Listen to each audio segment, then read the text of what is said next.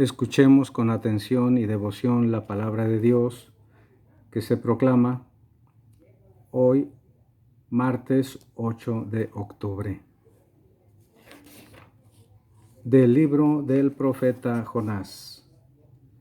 En aquellos días el Señor volvió a hablar a Jonás y le dijo: levántate y vete a Nínive, la gran capital, para anunciar ahí el mensaje que te voy a indicar.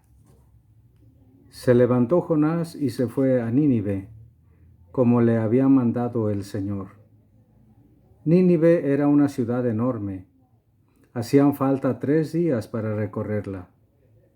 Jonás caminó por la ciudad durante un día, pregonando: dentro de 40 días Nínive será destruida.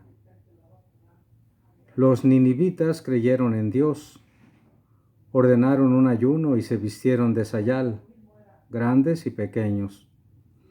Llegó la noticia al rey de Nínive, que se levantó del trono, se quitó el manto, se vistió de sayal, se sentó sobre ceniza y en nombre suyo y de sus ministros mandó proclamar en Nínive el siguiente decreto: que hombres y animales, vacas y ovejas, no prueben bocado, que no pasten ni beban, que todos se vistan de sayal e invoquen con fervor a Dios, y que cada uno se arrepienta de su mala vida y deje de cometer injusticias.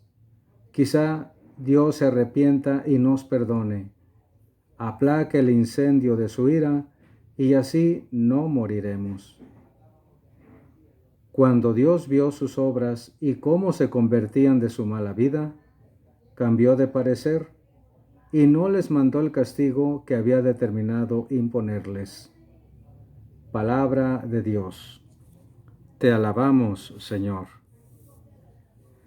Después de una desobediencia inicial, el profeta Jonás se dirige a Nínive, la gran capital del imperio asirio, para anunciar el mensaje del Señor. Nínive no era una ciudad israelita, extranjera. Con esta expresión, este mandato, se revela en el libro de Jonás que Dios también es el Dios de los paganos, que a Dios le interesa también la justicia, la moral en todos los pueblos de la tierra. Aunque se necesitaban 3 días para recorrer la ciudad, Jonás caminó por la ciudad solo un día, proclamando únicamente: dentro de 40 días Nínive será destruida. Solo bastó un día para que los ninivitas se convirtieran, y el mismo rey se vistió de sayal. Sayal, hermanos, es una tela rústica y tosca que se hacía de lana no refinada. El rey se vistió de sayal y se sentó sobre ceniza en señal de humildad, de humillación, y ordenó un ayuno general para personas y para animales. También exhortó al arrepentimiento y a la conversión como medios para evitar el castigo y la muerte. Y todos hicieron caso al rey, como escuchamos, se apartaron de sus pecados, cambiaron de actitud, muy especialmente dejando de cometer injusticias. Cuando Dios vio sus obras y cómo se convertían de su mala vida, cambió de parecer y no les mandó el castigo que había determinado imponerles. La predicación de Jonás consistió solo en ir repitiendo una y otra vez: Nínive dentro de 40 días será destruida. Y predicó solo un día. Qué gran diferencia con otros profetas, hermanos, que predicaron no por unos días o unos meses, sino por años y años, lo que Dios mismo les iba ordenando. Pero además, lo único que predicó Jonás no se cumplió. aunque lo iba afirmando de modo categórico.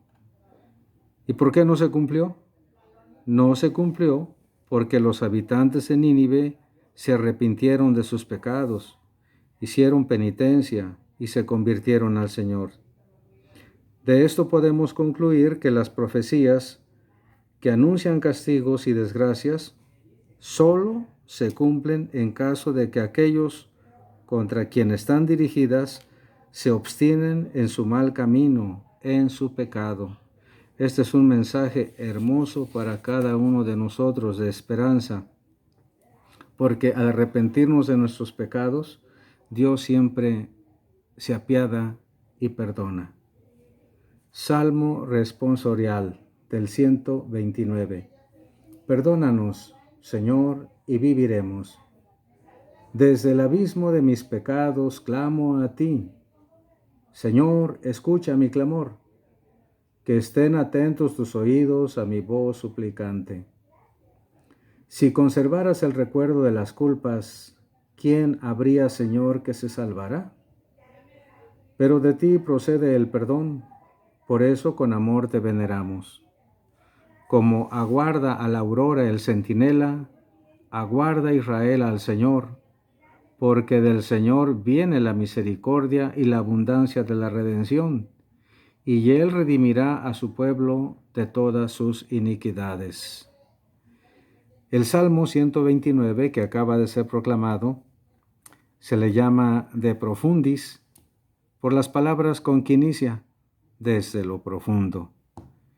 Este es un salmo penitencial con el que bien podríamos orar todos a Dios, suplicando su perdón cuando tenemos conciencia de haberle fallado a Dios. Desde lo profundo del corazón del pecador surge esta súplica que pide el perdón a Dios. La humilde confesión de los pecados reconoce que solo de Dios puede venir el perdón. Si conservaras el recuerdo de las culpas, ¿quién habría, Señor, que se salvara? Es un salmo penitencial, sí, pero lo es también y más aún de esperanza. Aguarda Israel al Señor, porque del Señor viene la misericordia y la abundancia de la redención. En la liturgia de nuestra Iglesia Católica se ora con este salmo en la que expresamos nuestra gran confianza en Dios, que es compasivo, misericordioso y lleno de amor por sus fieles. Del Santo Evangelio según San Lucas. Gloria a ti, Señor. En aquel tiempo entró Jesús en un poblado y una mujer llamada Marta lo recibió en su casa. Ella tenía una hermana llamada María, la cual se sentó a los pies de Jesús y se puso a escuchar su palabra. Marta, entre tanto, se afanaba en diversos quehaceres, hasta que, acercándose a Jesús, le dijo: Señor, ¿no te has dado cuenta de que mi hermana me ha dejado sola con todo el quehacer? Dile que me ayude. El Señor le respondió: Marta, Marta, muchas cosas te preocupan y te inquietan, siendo así que una sola es necesaria. María escogió la mejor parte y nadie se la quitará.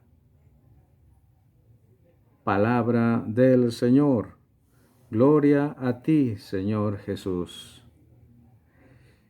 San Lucas, queridos hermanos, nos relata la ocasión en que Cristo visita a sus amigos, aunque aquí no es mencionado el tercero, llamados Marta, María y Lázaro.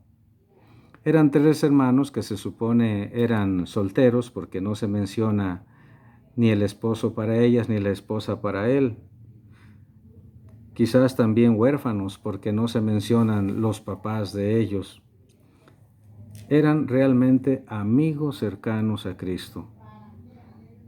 Muy probablemente cada vez que Cristo estaba predicando en Jerusalén, por las noches se retiraba a este pueblito de Betania a descansar, a pasar la noche, y al día siguiente o a los días siguientes regresaba a Jerusalén descansando cada noche en casa de estos amigos suyos, Marta, María y Lázaro. Betania es un pueblito que está al oriente de Jerusalén. Es el camino que conduce a Jericó, al río Jordán, al Mar Muerto, a solo 3 kilómetros. Es frecuentemente mencionado. En esta ocasión, llegó Cristo a la casa de los hermanos y mientras Marta se puso a trabajar en distintos quehaceres, como dice San Lucas, muy apurada, muy trabajadora, como muchas de las mujeres que escuchan estas palabras, trabajando siempre, porque ya sabemos que el quehacer en la casa nunca se acaba. Terminan una cosa y ya están listas otras para realizarse. En cambio, la otra hermana, llamada María, se sentó junto a los pies de Jesús para acompañarlo, para mirar sus facciones, para estar al pendiente de cada una de sus palabras, escuchando con gran atención, con gran reverencia al Maestro, al Hijo de Dios. Esto le causó gran malestar a Marta, que definitivamente no se aguantó y va y le dice al Señor: ¿no te has fijado que mi hermana me ha dejado sola con todo el trabajo? Dile que me ayude. Y aquí la que sale reprendida es ella misma, Marta, cuando el Señor le dice: Marta, Marta, a ti muchas cosas te preocupan, pero la necesaria es solo una. María escogió la mejor parte, es decir, estar con Él, y nadie se la va a quitar. Marta estaba equivocada. Pensaba que María, al estar escuchando a Cristo, al estar con Cristo, estaba perdiendo el tiempo. Estaba haciendo algo inadecuado, habiendo tanto que hacer y ella allí descansando, perdiendo el tiempo con Cristo. Qué error tan grande, hermanos, qué error. Es un error en el que frecuentemente caen muchas personas. Creer que estar con Dios es perder el tiempo. Creer que ir a la Santa Misa, creer que dedicar un tiempo a la oración es tiempo perdido, y no es cierto. El mejor tiempo empleado de nuestra vida es el que empleamos estando en la presencia de Dios. Por eso, queridos hermanos, los invito, los exhorto para que quiten esa mentalidad, que no permitan que el trabajo les impida estar con el Señor. Ya sabemos que el trabajo siempre va a estar, que necesidades materiales siempre vamos a tener. María escogió la mejor parte según las palabras de Cristo. Que también nosotros elijamos la mejor parte, que también nosotros nos decidamos en estar en la presencia del Señor, siempre. Les habló el Padre Víctor Manuel Aguilar y con gusto les doy la bendición. La bendición de Dios Todopoderoso, Padre, Hijo y Espíritu Santo, descienda sobre todos y les acompañe siempre. Amén. Muy buen día a todos.